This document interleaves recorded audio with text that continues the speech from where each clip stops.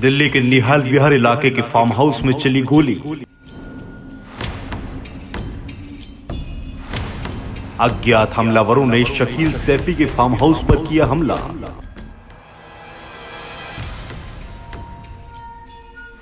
ताबड़तोड़ कई राउंड हुई फायरिंग।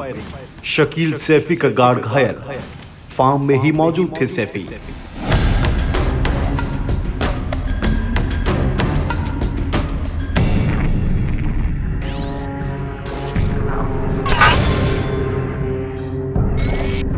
जी हां, दिल्ली के निहाल विहार इलाके में स्थित इस फार्म हाउस पर रविवार सुबह करीब 9 बजे हुई ताबड़तोड़ फायरिंग इलाके में चर्चा का विषय बनी हुई है।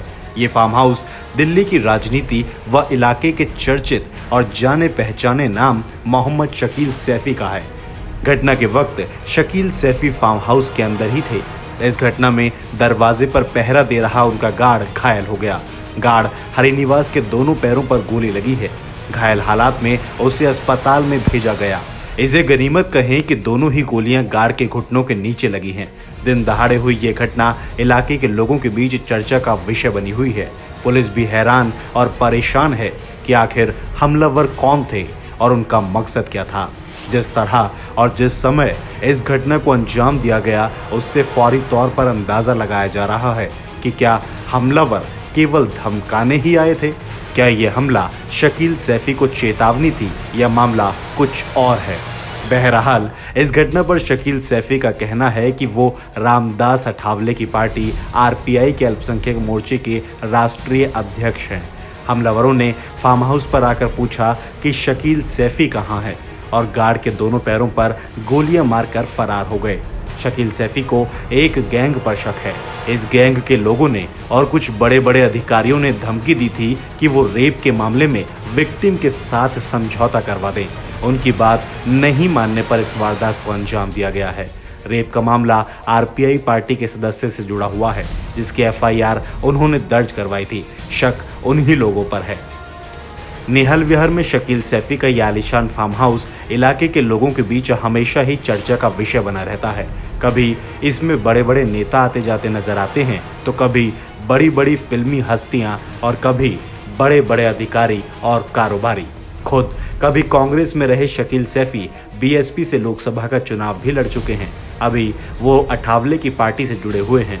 आरपीआई अध्यक्ष और केंद्रीय राज्य मंत्री रामदास अठावले ने भी ये माना है कि हमलावरों का निशाना शकील सैफी ही थे।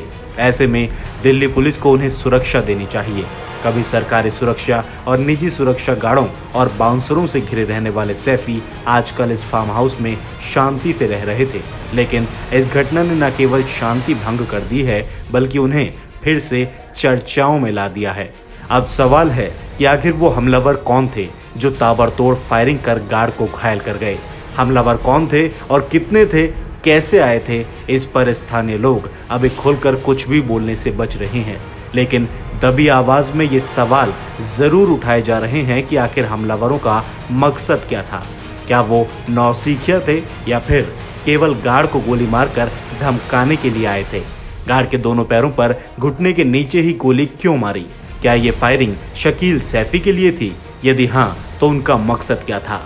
स्थानीय पुलिस के लिए भी ये घटना हैरान करने वाली है। बहरहाल नए आए निहाल विहार थानाध्यक्ष महावीर सिंह के लिए ये घटना एक चुनौती है। हमलावरों की पहचान के लिए सैफी के फार्म हाउस और इलाके के आसपास लगे सीसीटीवी कैमरों की फुटेज खंगाली जा रही है। परेशानी है कि ना तो फार्म हाउस के सीसीटीवी कैमरे काम कर रहे हैं और ना ही दिल्ली सरकार द्वारा लगाए गए कैमरे ही काम कर रहे हैं। हमलावर जिस तेजी से फायरिंग कर फरार हुए हैं, उससे ये घटना लूट के प्रयास की भी नहीं लग रही। तो क्या ये मामला किसी रंजिश का या रंगदारी का है या फिर किसी की सोची समझी साजिश है? अमन विहार पुलिस स्थानीय लोगों से पूछताछ कर मामले की हर पहलू से जांच कर रही है।